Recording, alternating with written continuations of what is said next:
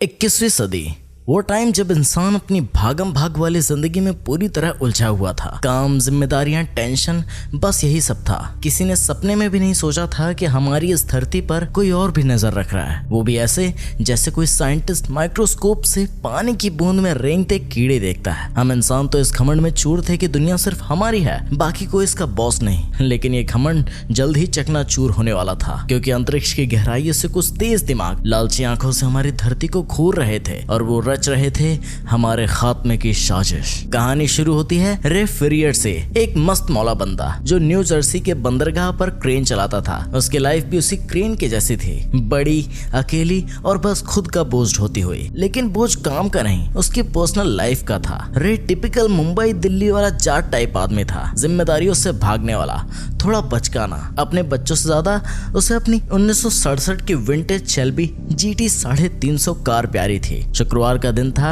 रे अपनी शिफ्ट खत्म करके घर पहुंचा ही था कि उसकी एक्स वाइफ मैरी अपने नए अमीर पति टिम के साथ बच्चों को छोड़ने आधम की। मैरी की आंखों में रे के लिए वही पुराना गुस्सा और मायूसी थी। उसका 16 साल का लड़का रॉबी बिल्कुल बारूद का गोला, अपने बाप से नफरत करता था और हर मौके पर ये जताता भी था। दूसरी तरफ 10 साल की बेटी रेचल डरपोक सी थी। उसे हर छोटी मोटी चीज से डर लगता था, खासकर तूफान और बंद जगहों से। मैरी ने रे को बताया कि वो टिम के साथ वीकेंड के लिए बॉस्टन जा रही है, अपने मम्मी पापा के घर, और तब तक रे को बच्चों का ध्यान रखना है। रे ने बेमन से बच्चों को घर में लिया। बाप बच्चों के बीच टेंशन की हवा तैर रही थी। रे ने बच्चों से बोला भूख लगे तो खाना ऑर्डर कर लेना, और खुद जाकर सो गया। थोड़ी देर बाद जब उठा तो पता चला रॉबी उसकी कार लेकर कहीं निकल गया। रे को टेंशन हुआ, अपने बेटे की नहीं बल्कि अपनी प्यारी कार की, क्योंकि रॉबी तो नया नया ड्राइवर था, वो भी बिना लाइसेंस वाला। रे उसे ढूंढने बाहर भागा। तभी उसने कुछ अजीब देखा। मौसम अचानक बदलने लगा।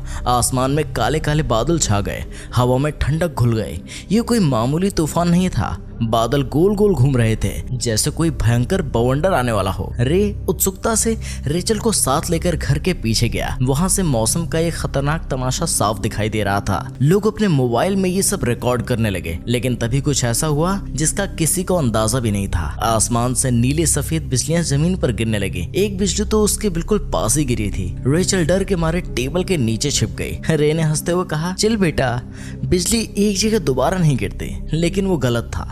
बिजली बार बार उसी जगह गिरी। रे भी डर गया और रेचल के साथ टेबल के नीचे दुबक गया। रेचल को अब अपने भाई रॉबी की फिक्र होने लगी। उसने रे से कहा, पापा रॉबी को ढूंढो। लेकिन रे के तो डर से पैर जाम हो गए थे। थोड़ी देर बाद तूफान थमा, लेकिन इसने पूरे शहर की बिजली गुल कर दी। फोन, घड़ियां सब बंद। रे बाहर निकला तो मंजर और डरावना था। सड़कों पर लोग हैरान परेशान अपने घरों से बाहर निकल आए थे। गाड़ियां खराब हो चुकी थी। तभी रॉबी भागता हुआ आया, बोला, पापा कार बीच सड़क पर बंद हो गई। रे ने उसे घर भेजा और अपनी कार लेने भागा। आगे बढ़ते हुए रे ने देखा लोगों की भीड़ एक जगह जमा थी। वो एक बड़े से गड्ढे को घेरे खड़े थे, जैसे आसमान से कुछ गिरा हो। लोग फुसफुसा रहे थे। कोई कह रहा था ये उल्का पिंड होगा या कोई सैटेलाइट। तभी जमीन से हल्की सी कंपन हुई। पहले तो किसी ने ध्यान नहीं दिया, लेकिन फिर सड़क पर दरारें पड़ने लगी। गड्ढे के आसपास की जमीन हिल रही थी, जैसे नीचे से कोई चीज बाहर निकलने को बेताब हो। लोग डरकर पीछे हटने लगे और तभी जमीन फटी और धूल के गुबार में एक विशाल 3 पैरों वाली मशीन निकली। एक ट्राइपॉड, जिसका ऊपरी हिस्सा किसी राक्षस के सिर जैसा था। इतना भयानक कि सामने की बिल्डिंग्स भी खिलौने लग रही थी।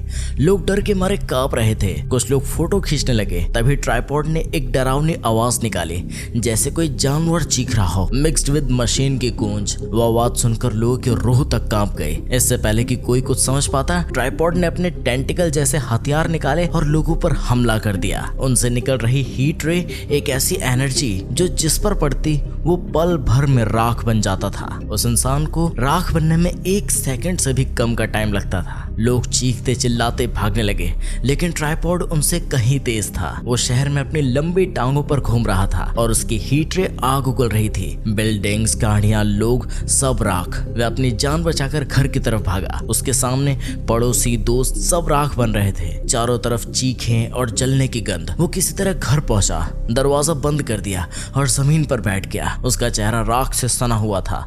दिल जोर जोर से धड़क रहा था। रॉबी और रेचल उसे देखकर डर गए। वो पूछने लगे, पापा क्या हुआ? लेकिन रे ने कुछ नहीं बताया। उसने बच्चों से सामान पैक करने को कहा, अपनी बंदूक उठाई और उन्हें लेकर बाहर निकल गया। बाहर अफरा तफरी मची हुई थी, लोग जान बचाकर भाग रहे थे। तभी रे को एक गाड़ी मिली जो चलने की हालत में थी। वो बच्चों को लेकर उसमें सवार हो गया, लेकिन तभी गाड़ी का असली मालिक आदम का और गाड़ी खाली करने को कहने लगा। रे ने उसे समझाया, भाई साथ चल, ये जगह सेफ नहीं है, लेकिन वो नहीं माना। तभी पीछे से ट्राइपॉड की घुर्राहट सुनाई दी। रे की जान हलक में अटक गई। ट्राइपॉड वहां आ पहुंचा। उसने हीट रे छोड़ी और कार के मालिक को पल भर में राख बना दिया। यहाँ तक कि उस बेचारी को पीछे मुड़कर देखने का भी मौका नहीं मिला। रे ने बच्चों को नीचे झुकने को कहा और गाड़ी फुल स्पीड में भगा दी। वो किसी तरह मैरी के घर पहुंचा, लेकिन वहाँ कोई नहीं था। रे बच्चों को बेसमेंट में ले गया। तभी ऊपर से जोरदार धमाका हुआ, चीखें गूंजने लगी। वह पूरी रात बच्चों के साथ बेसमेंट में छिपा रहा। रेचल डर के मारे रो रही थी। रे उसे दिलासा देता है सब ठीक हो जाएगा, लेकिन वो खुद जानता था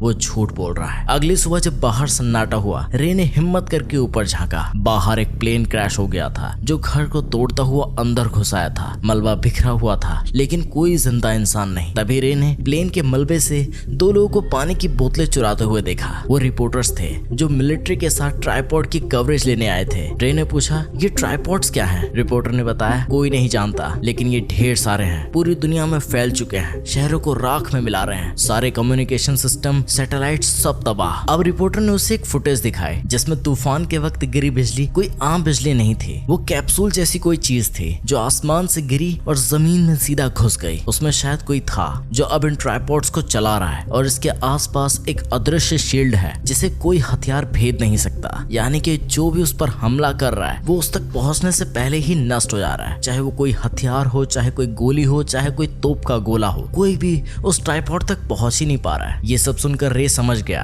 यहाँ रुकना मतलब मौत को बुलाना। वो बच्चों को लेकर बोस्टन के लिए निकल पड़ा, मैरी के घर, जहाँ मैरी गई है। रास्ते में रॉबी का गुस्सा और बढ़ गया। उसे लग रहा था कि रे उसे और रेचल को माँ के पास छोड़कर फिर से जिम्मेदारियों से भाग रहा है। रॉबी ने रे को कायर बोला और गाड़ी से उतर गया। तभी उसे मिलिट्री की टुकड़ी दिखी। वो चिल्लाने लगा, मुझे साथ ले चलो, मैं इन एलियन से बदला लूंगा। लेकिन मिलिट्री नहीं रुकी। रे ने उसे शांत कराया। उसी दौरान रेचल बाथरूम के बहाने भागने लगी, लेकिन एक नदी ने उसका रास्ता रोक दिया। वहाँ उसने देखा नदी में सैकड़ों इंसानी लाशें तैर रही थी। तभी रे वहाँ पर आ गया और वो उसे और रॉबी को लेकर वहाँ से भागा। वो हडसन नदी की ओर बढ़ा ताकि बोट से बोस्टन पहुंच सके, लेकिन वहाँ बहुत सारे लोग नदी की तरफ भाग रहे थे। रे की गाड़ी देखकर लोग उससे लिफ्ट मांगने लगे, क्योंकि इकलौता रे ही था वहाँ जिसके पास गाड़ी थी और बाकी सभी लोग पैदल। लेकिन रे ने किसी को लिफ्ट नहीं दिया। तभी भीड़ ने उन पर हमला कर दिया और गाड़ी छीन ली। रे बच्चों को लेकर पैदल नदी तक पहुंचा। बोट की आखिरी फेरी जा रही थी जो पहले ही भरी हुई थी। रे उसकी तरफ भागा। तभी रेचल ने जंगल में हलचल देखी। 3 विशाल ट्राइपॉड्स निकल आए। भीड़ बेकाबू हो गई। फेरी निकलने लगी। रे बच्चों को लेकर उसमें चढ़ गया, लेकिन ट्राइपॉड्स ने पानी में भी पीछा किया। एक ट्राइपॉड ने फेरी को पलट दिया। लोग ठंडे पानी में गिर गए। रे बच्चों को लेकर तैरता रहा और किनारे तक पहुंच गया। वहाँ ट्राइपॉड्स लोगों को टेंटिकल से उठाकर अगवा कर रहे थे। रे बच्चों को लेकर भागा, जहाँ कुछ और लोग जान बचाकर छिप रहे थे। रॉबी के अंदर अब डर नहीं, जज्बा था। वो ट्राइपॉड से लड़ना चाहता था। एक पहाड़ी पर अमेरिकी फौज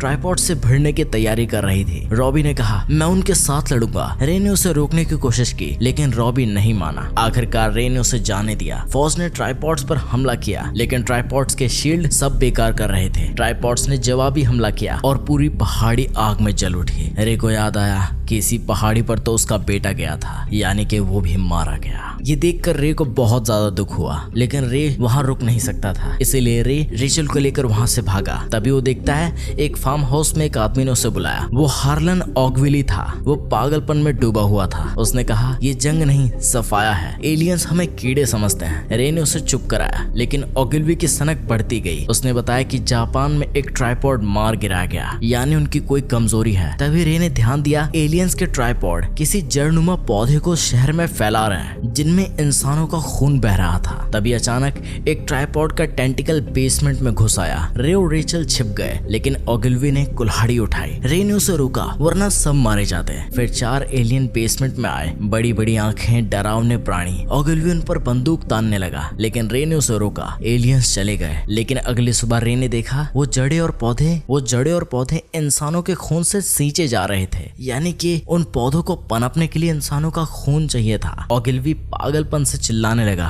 रे को डर था कि उसकी आवाज एलियन न सुन ले। रे ने ओगिलवे को शांत कराने की कोशिश की लेकिन वो नहीं माना। आखिरकार रे ने रेचल की आंखों पर पट्टी बांधी और ओगिलवे को हमेशा के लिए चुप करा दिया, यानी उसने उसे मार दिया। लेकिन तभी एक टेंटिकल फिर आया। रेचल चीखी और बाहर भागी। रे उसे ढूंढने गया लेकिन बाहर सब कुछ तबाह था। एक ट्राइपॉड ने रेचल को पकड़ लिया। तभी रे ने अपनी सूझबूझ दिखाई और मिलिट्री के बम उठाए और ट्राइपॉड के पीछे भागा। ट्राइपॉड ने रे को भी पिंजरे में कैद कर लिया। पिंजरे में रेचल और बाकी लोग थे। रेचल को देखकर उसकी जान में जान आई। ट्राइपॉड इंसानों को चूस कर उनके खून से पौधों को स्प्रे कर रहे थे। रे ने ग्रेनेड्स उठाए और ट्राइपॉड के मुंह में डाल दिए। सोल्जर्स ने रे को खींच लिया और धमाके से ट्राइपॉड तबाह हो गया। रे और रेचल बच गए। वो बोस्टन पहुंचे जहां एलियंस की जड़ें सूख रही थी। ट्राइपॉड्स कमजोर पड़ रहे थे। चील कौवे उनके मांस को नोच रहे थे। रे ने मिलिट्री को बताया और एक मिसाइल ट्राइपॉड पर छोड़ दिया। ट्राइपॉड से एक मरता हुआ एलियन निकला और दम तोड़ दिया। दुनिया भर में ट्राइपॉड्स ढहने लगे। एलियंस मर रहे थे लेकिन क्यों? क्योंकि धरती के छोटे छोटे कीटाणु और बैक्टीरिया जिनके साथ हम हजारों सालों से जी रहे हैं उनके लिए जहर बन गए। कुदरत ने खुद अपनी रक्षा की। रे रेचल को लेकर मैरी के घर पहुंचा। वहां मैरी और उसके माता पिता सही सलामत थे। मैरी ने रेचल को गले लगाया। रे उदास था। उसे लगा रॉबी मर गया लेकिन रॉबी बाहर आया। वो जिंदा था। वो फौज के साथ बचकर बोस्टन पहुंच गया था। रे ने उसे गले लगाया और उसकी आंखों में खुशी के आंसू छलक पड़े। इस जंग ने रे को एक लापरवाह आदमी से जिम्मेदार इंसान बना दिया। इंसानियत की जीत हुई लेकिन शहर तबाह हो चुके थे। करोड़ों लोग मर चुके थे। फिर भी इंसानों की उम्मीद जिंदा थी क्योंकि जब तक एक भी इंसान जिंदा है उम्मीद बची है। दोस्तों, अगर आपको हमारी कहानी और मेरा एक्सप्लेनेशन पसंद आया तो प्लीज इस चैनल को सब्सक्राइब कीजिए और इस वीडियो को लाइक कीजिए। मिलता हूँ आपसे नेक्स्ट एक्सप्लेनेशन में। तब तक के लिए गुड बाय, जय हिंद, वंदे मातरम, जय श्री राम।